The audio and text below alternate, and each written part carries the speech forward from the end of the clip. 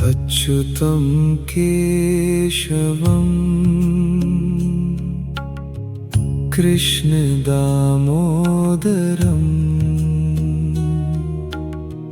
रामनारायणं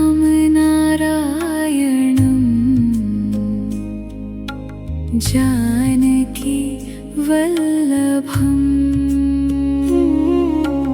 अच्युतं केशवं कृष्णदामोदरम्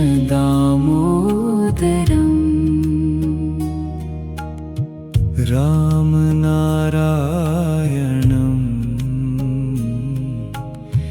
जानकी वल्लभम्।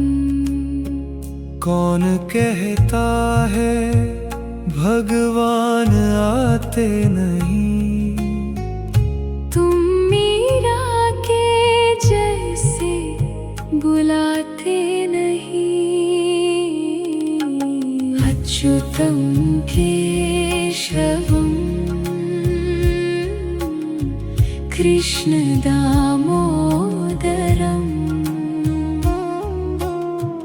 रामनारायणं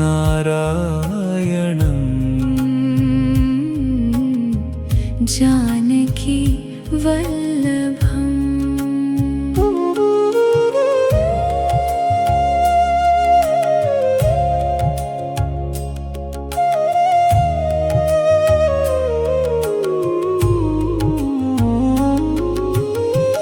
कौन कहता है भगवान खाते नहीं, बेर शबरी के जैसे खिलाते नहीं।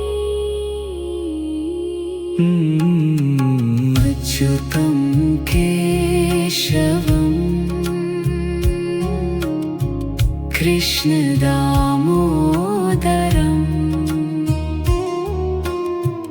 रामनारायणं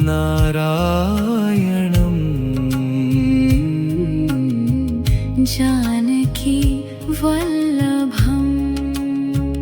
कौन कहता है भगवान सोते नहीं, माँ यशोदा के जैसे सुलाते नहीं। अच्युतं केशवं कृष्णदामोदरम् रामनारायणं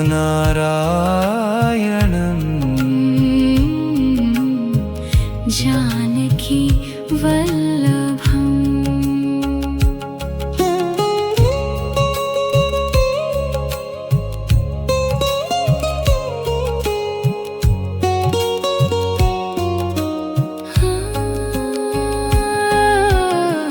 कौन कहता है भगवान नाचते नहीं, गोपियों की तरह तुम नचाते नहीं।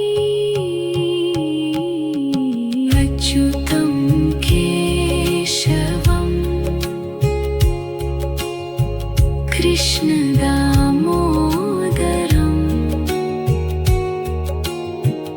रामनारायणं जानकी वल्लभम्। कौन कहता है भगवान रोते नहीं, भक्तों के दुख में आंसू बहाते नहीं। कौन कहता है भगवान सुनते नहीं, सच्चे मन से तुम पुकारते नहीं। अच्युतं केशवं कृष्णदामोदरम्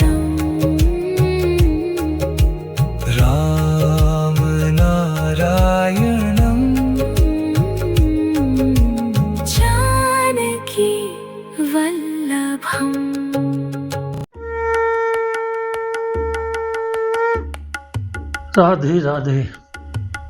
अब हम आपके साथ अच्युतम केशवम जो भजन है उसके बारे में बात करने जा रहे हैं। इस भजन में बेसिकली 7 नाम आते हैं। पहला अच्युतम, जिसका मतलब है जो कभी ना गिरे, अर्थात अविनाशी। केशवम, ब्रह्मा विष्णु महेश को वश में रखने वाला। कृष्ण, सबके मन को खींचने वाले।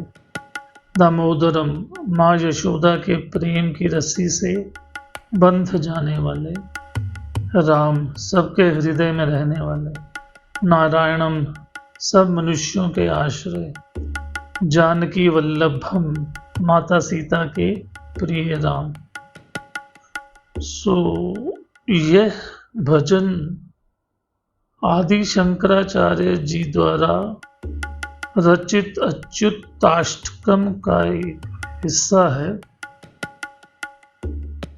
इसमें भगवान राम और कृष्ण दोनों के दर्शन होते हैं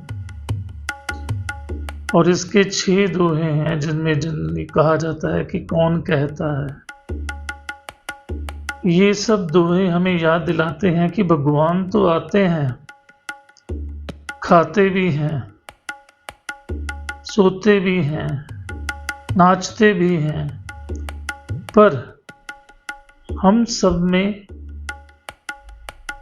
मीरा, शबरी, यशोदा और गोपियों जैसा सच्चा प्रेम होना चाहिए।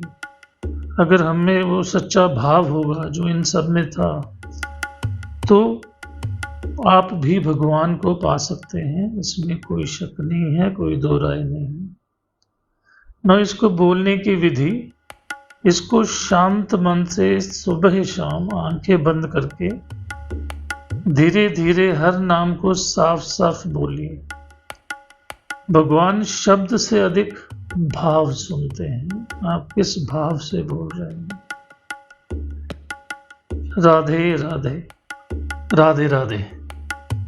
I'm going to tell about the meaning of Achyutam Keshavam in English for the English audience.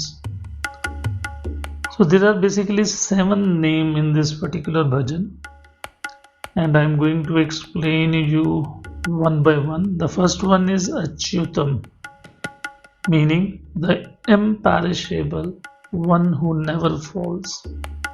Second is Keshavam, one who controls Brahma, Vishnu and Mahesh. The third one is Krishna, one who attracts everyone's heart.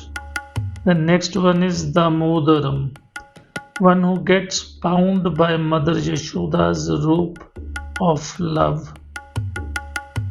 Then Sri Ram, one who resides in everyone's heart. Then Narayanam, the shelter of all human beings. And the last one, Janaki Vallabham, that means the beloved Lord of Mother Sita, that is Sri Ram. Now, this is the Achyutashtakam composed by Sri Adi Shankaracharya, maybe around 12 to 1300 years ago.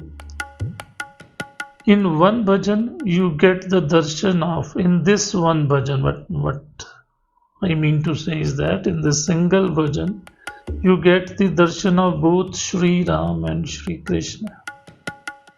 It's 6 verses. कौन कहता है भगवान आते नहीं, या भगवान खाते नहीं, या भगवान पीते नहीं, या भगवान सोते नहीं, या reminds us that God does come, God does listen, God does eat, but the problem is with the bhav, or you can say with the spirit. It is how you call the God, how you present a thing to eat to a God, how to try to let the God or make the god sleep. So means what is more important? The important is intention. How pure is your intention? If your intention is pure, then definitely the things can make happen. You can even get God with pure intention, with pure dedication. Now, how to chant this bhajan? You should chant it with calm mind in the morning or in the evening. Close your eyes and chant each name slowly and clearly. God listens to your feelings more than your words, so the feelings are more important. As I already told you, the intention is more important. So Radhe Radhe from my side and from the team of Adhyatma Decoded. If you have got any queries or questions, or you want that we should add some bhajan or arti or mantra into our library or into, we will definitely do that. Simply send us a message. Thank you very much. Radhe Radhe. God bless you all.